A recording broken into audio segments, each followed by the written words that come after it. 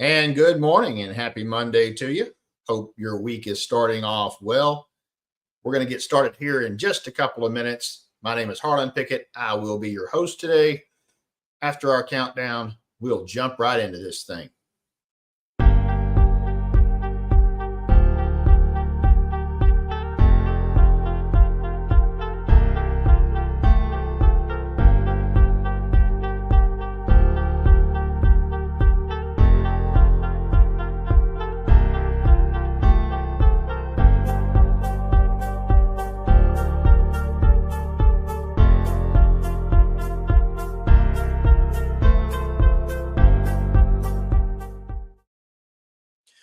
All right, and welcome to the Kickstart. Appreciate you being with us today.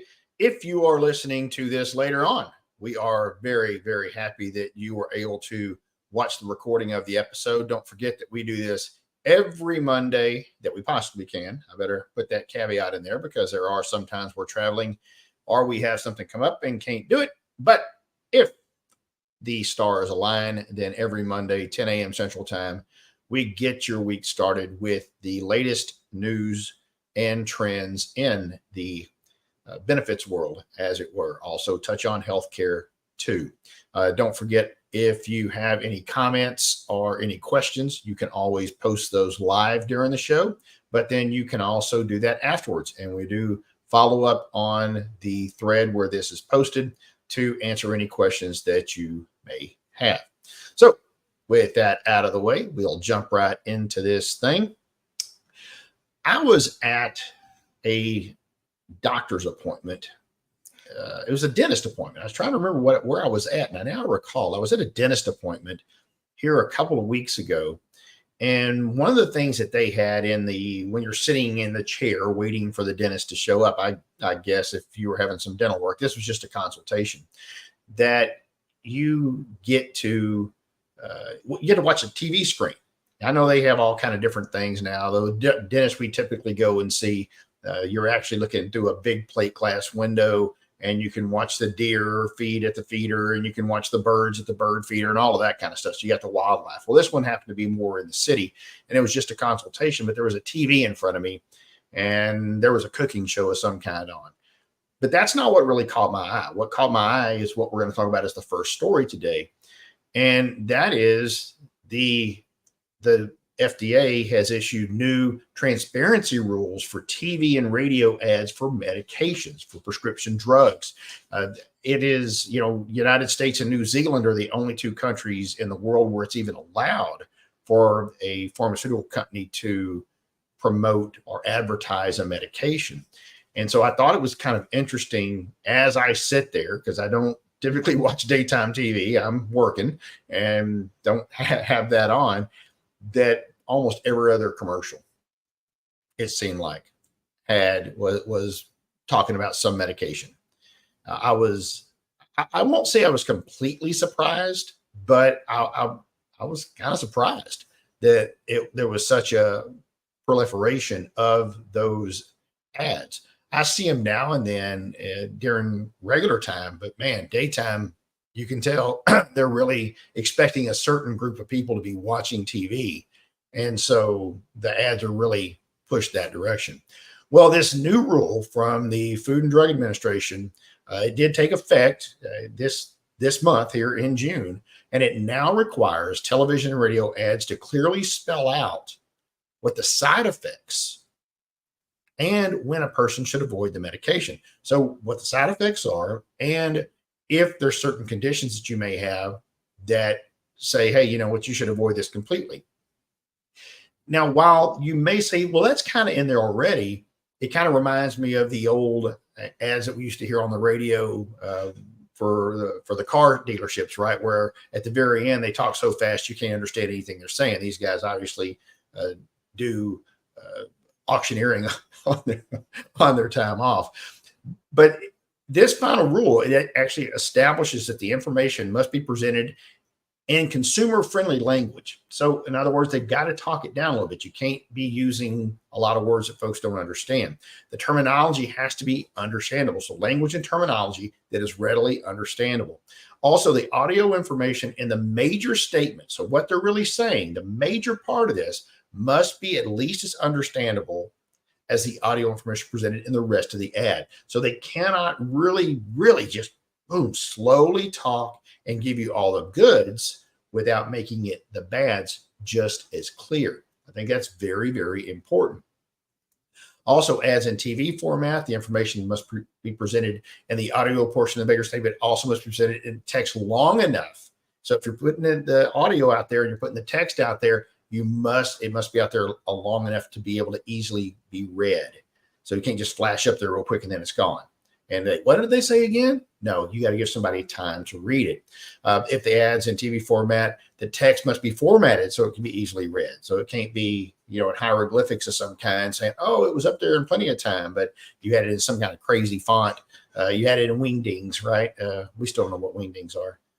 Most of you probably don't even know what that is, but if you're old enough, you know what wingdings are. And so they don't understand it. The ad must not include audio or visual elements during the presentation of the main statement that are likely to interfere with comprehension of the statement. So it can't say one thing and then showing you a picture of something else. And I think that is another thing that I really noticed about some of these ads is what they were talking about had nothing to do with what they were talking about. As in they're showing you one thing and they're talking about something completely different. And but they're really, this has obviously been an issue for years. They're finally taking steps, but there's always a caveat because it's the government, right? Manufacturers have 6 months to fully comply. Okay, that's good. However, it is not yet clear how aggressively the FDA will enforce this new rule. Well, there you go. So if they enforce it as strictly as they are the hospital transparency rule, I don't think that we'll see a big change in our television ads for pharmaceuticals, but maybe so. Maybe they will really enforce it. Maybe the pharmaceutical companies will make some changes. I certainly did not notice the ads that I saw the other day. I didn't even know about this at the time. That they seem to comply with this at all. But once again, maybe they will. I think it's a step in the right direction. I personally think that they shouldn't be able to advertise at all, but there's a lot of money there. So I'm sure there is a lot of daytime television shows that would be extremely upset if they lost that revenue as well. So probably TV and radio are just as strongly lobbying for them to be able to continue to offer those ads as anyone else. All right, completely different subject. I thought this was a pretty interesting survey that was done by Principal, talking about why many employees are not participating in their 401k.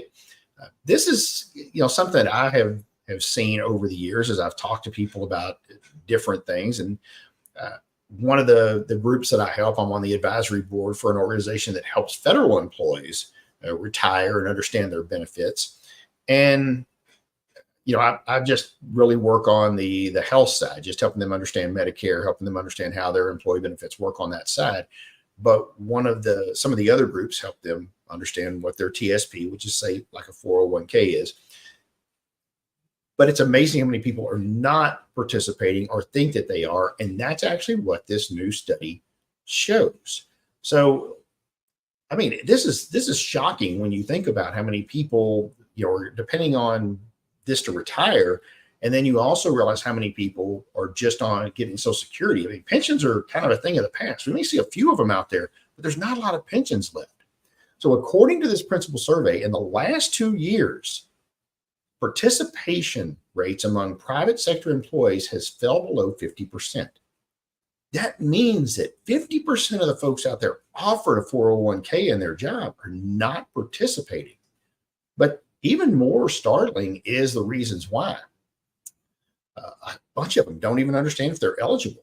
40% of employees have changed jobs in the last 5 years. 40%. I mean, that was startling in its own right, that 40% of people have changed their jobs in the last 5 years. And so workers are not even aware in many cases of their new benefits.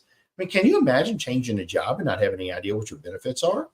But apparently it's an epidemic in itself. They have no idea. Workers are not aware of the benefits. They don't know if they're eligible for retirement benefits with their new employee. And 22% of all employees don't know if they're eligible. And then in particular, the group of Gen Z, 35% don't know if they're eligible. So a higher amount of that percentage is not sure if they're eligible. But the next reason is even a bigger deal. And that is, they say saving for retirement is confusing. So much so that 59% of those folks that are not participating actually thought they were. 59%. Whenever realized, when they asked, why aren't you participating? I'm like, well, what do you mean I'm not participating? I thought I was participating. And even more shocking, 77% of those that were not participating. So 77% of the ones that were saying, no, you're not. They say, I started participating as soon as I was eligible. So in their mind, 77% believe that they started participating in the retirement plan as soon as they were eligible, but they were not in the plan. That is crazy. That is crazy that many people believe that they were in it. First of all, that's a huge number, 59%. So well over half think that they're participating, and 77 thought they were doing it as soon as they were eligible. So their mind is saying that they were auto enrolled, or they got something that they thought they did, or they lost a piece of paper, they didn't hit the submit button, whatever it was, they did not complete the process of getting enrolled. That's amazing. And then the last one, I don't think this one was as shocking as some of the other ones were, but now is not the right time. So many people said now is not the right time to save for retirement. Well, come on. It's always the right time to save for retirement. But when asked why, the majority of these employees said because monthly expenses are too high. So they have their income's too low. They have too much going out. They don't have enough to put towards retirement. And 42% said that debt is the main reason they're not participating in their workplace retirement plan. That makes sense. It does make sense to me. You still should find that money to put towards retirement, but it does make sense to me when people say, you know what, I just can't do it right now. One of the other things that was interesting in this report is that the numbers do show an increase in participation as income goes up and as people get older. So as those two things happen, people start seeing more the reality that they need to go ahead and do something about retirement, or else there will be no retirement. But those numbers to me were pretty startling, because I think that it puts us in that situation where a lot of folks just believe they'll never retire. A lot of that is it's self-created. If you don't know, if you're out there and you don't know if you're participating in your employer's 401k, check it out. You need to know, especially if you think you are, but you never get anything. You should be getting statements every year. You should be getting some information about your plan. If you're not getting anything, there's a good chance that you're not participating in it at all. If you are a fairly new employee and you don't know if you're eligible, ask someone. Don't just find out years later that you were never participating, and you always thought you were, because clearly we're seeing a lot of people that fall into that situation. All right, we're going to end on a down note. I guess unless you work for a big insurance company. We're going to talk about where the BUCAs rank in the Fortune 500 2024. This is really the last thing we're going to talk about today, other than a couple of comments that I have about this. We did see it kind of stayed as far as the Fortune 500 itself. The top three stayed the same. You got Walmart, Amazon, and Apple. Creeping up right behind them, however, moving up one space is United Health Group. So United Health Group continues its move up the ladder. Of course, it's going to be tough for it to break into those top three, but the way its growth is going, I wouldn't be surprised if we see that in the next few years. Healthcare costs keep going up, and as it does, then you're going to see all of these companies go up, in my opinion. Not far behind them is CVS Health at number 6, Cigna at 16, Elevance at 20, Centene at 22, and Humana at 38. So none of these guys are doing too bad as far as the size of the organization. They seem to be growing, with those last three moving up a little bit in the rankings this year. So it is, once again, as the cost of healthcare continues to go up, I think we're going to see continued growth in those big insurance companies as well. Love them or hate them, or just have no thought about it one way or the other. It's probably not a bad investment if you're an investing kind of person, but talk to your financial person, because I am not going to tell you that's what you should do. I am not a fan of any of them, because I think that there's better ways to get your care. But you know what? They didn't ask me, right? Although some people do. And whenever you do ask me, I'll show you the better way. All right, gang, that's about all I got for you this week. Fairly short show. The good news is there's a lot of miscellaneous lawsuits on different things out there I just didn't want to dive into today. We'll kind of see where some of those go, whether or not they're even dismissed or take the next step. I'll keep you updated on those as they become relevant.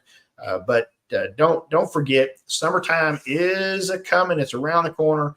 Your handy tip for the day is stay hydrated and do not get too hot here in this Texas heat. I promise you, it's an easy thing to do. We are getting some much needed rain in San Antonio today, while the rest of Texas has got some good rain. We have missed out on it, but finally we are getting a little bit. I'm not saying it's cooling us off too much, but hey, at least we are getting some of that rain. Thanks a lot, folks. Hope everyone has a super blessed week, and we'll catch you next time on the Kickstart. We are out of here.